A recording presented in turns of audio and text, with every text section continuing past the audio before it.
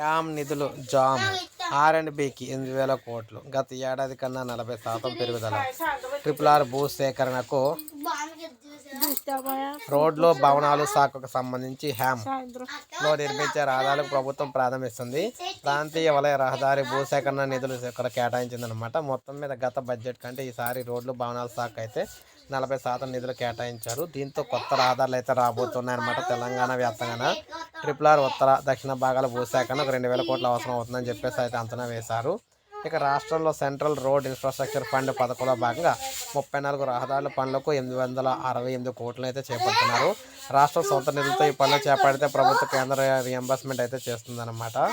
ఇక మనకి వరంగల్ విమానాశ్రయ భూసేకరణ పునరావాసానికి గతంలో 195 కోట్లు, ఇటీవల అదనంగా 90 కోట్లు ప్రభుత్వం విడుదలైతే చేసిందనమాట.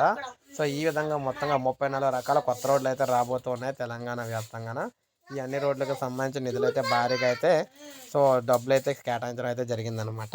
సో ఇది మనకు అప్డేట్. ఒక లైక్ చేయండి, సబ్స్క్రైబ్ చేసుకోవాలి, మన ఛానల్ సబ్స్క్రైబ్ చేసుకోండి.